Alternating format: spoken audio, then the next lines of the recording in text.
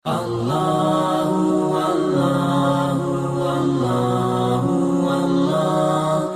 Di dalam hadis riwayat Bukhari kata Nabi SAW, kullukum yadkhulul jannata illa man aba. Qalu wa man ya'ba ya Rasulullah? Qala man ata'ani dakhala jannah wa man asani faqad aba. Tiap-tiap kalian pasti masuk surga.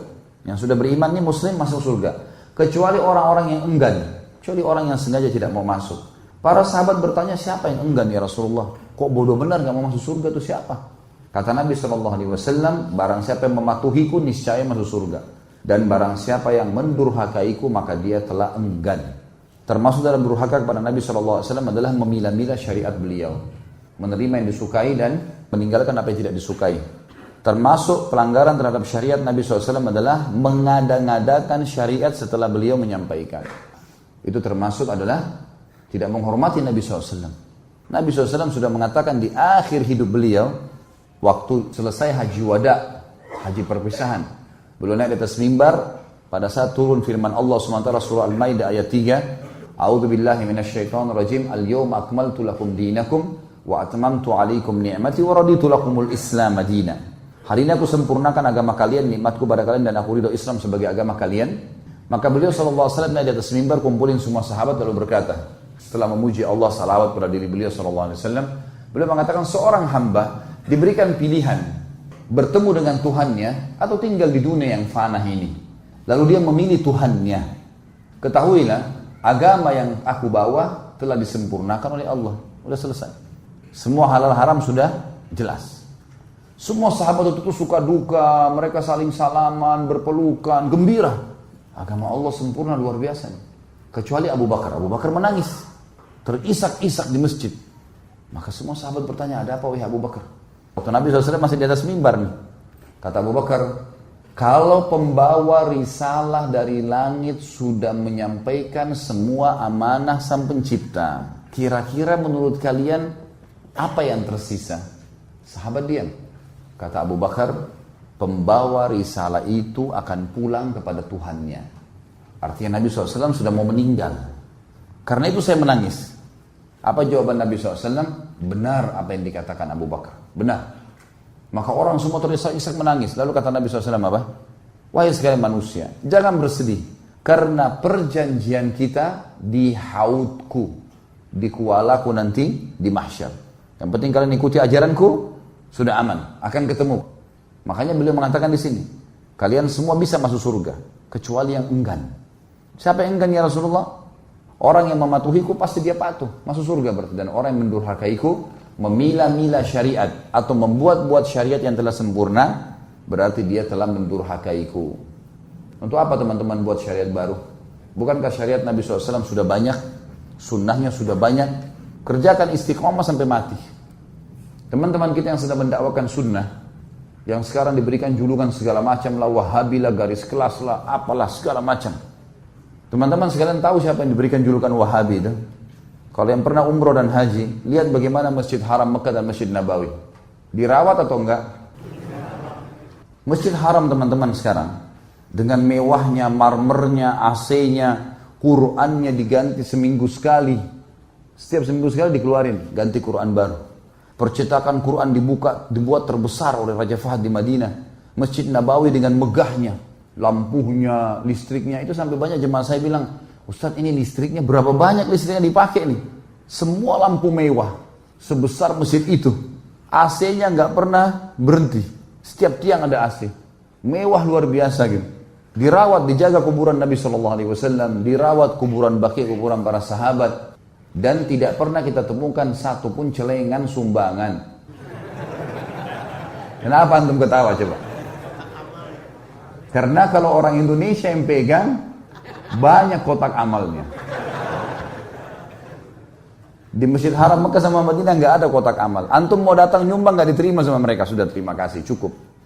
Tower jam yang besar itu dibeli tanahnya pakai uang pribadinya Raja Abdul Aziz oleh anak cucunya.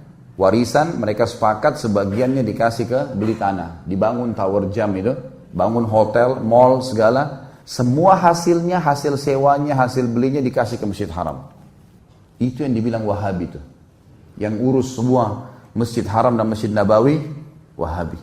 Sampai kadang-kadang saya tanya orang nggak bisa jawab ini. Kalau antum tuduh-tuduh Mekah dan Madinah itu Wahabi, tahu nggak itu Mekah tempat lahirnya Nabi SAW? Dan 13 tahun dakwah Nabi SAW di sana. Tahu nggak Madinah itu ada rumahnya Nabi SAW dan 10 tahun syariat disempurnakan di sana. Sudah tahu belum itu? Tahu. Baik. Masuk akal nggak dua tempat Nabi lahir dan Nabi meninggal ini dan syariat sempurna di sana Allah biarkan sembarangan orang yang memegangnya? Secara akal, nggak mungkin.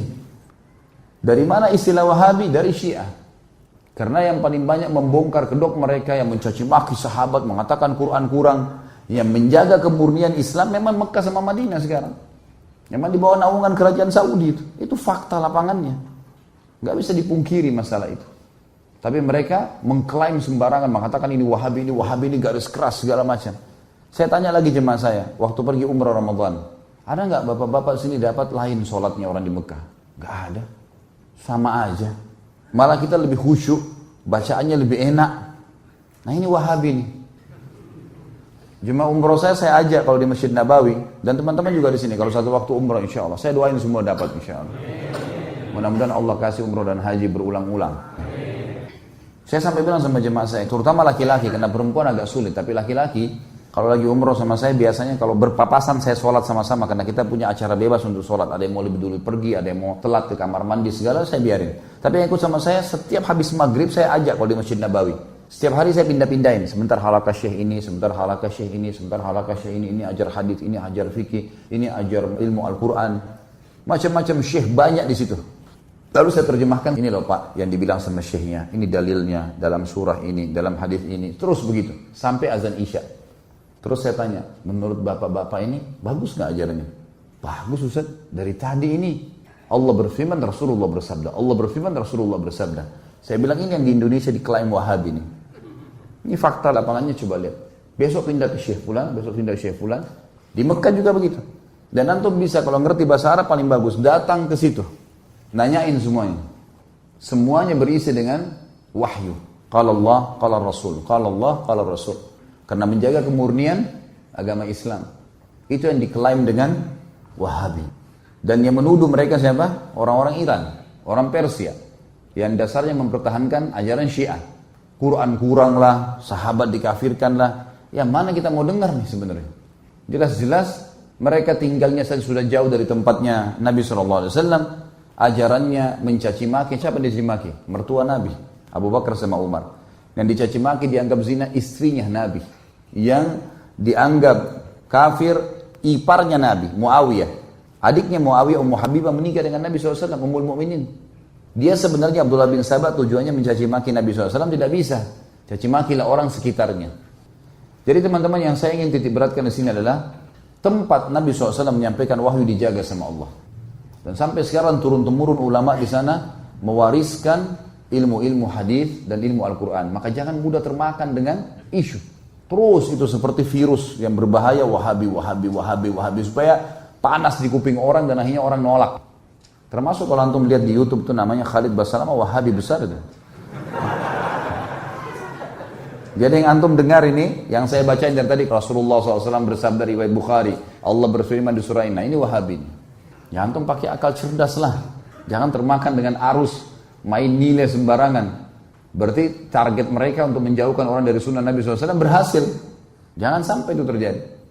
Jadi semua orang yang menolak ajaran Nabi SAW masuk dalamnya, mengerjakan apa yang dia suka, meninggalkan apa yang dia tidak suka, atau membuat-buat yang Nabi SAW tidak ajarkan. Hati-hati. Termasuk kekufuran yang nyata kata para ulama adalah bila seseorang menganggap masih ada bagian risalah langit yang belum disampaikan oleh baginda Nabi SAW. Ini kekufuran yang nyata. Allah sudah mengatakan Nabi SAW sudah menyempurnakan agama di tangannya. Lalu kita bilang tidak, masih ada yang belum diajarkan. Lalu kita buat-buat, ini bahaya sekali. Selanjutnya sabda Nabi SAW dalam hadis Bukhari yang lain, Innar risalata wan nubuwata qad inqata'at fala rasula ba'di wala nabi. Ketahuilah sesungguhnya kerasulan dan kenabian telah terputus, dihentikan sama Allah. Dengan diutusnya beliau, maka tidak ada rasul dan tidak ada nabi sesudahku.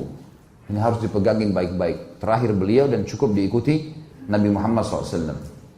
Mari kita sama-sama selalu follow dan juga tentu lakukan pada semua channel-channel dakwah yang baik yang menyebarkan agama Allah Subhanahu wa taala, karena hak itu kebenaran bila dijunjung tinggi dan dipertahankan, tentu batil akan hilang.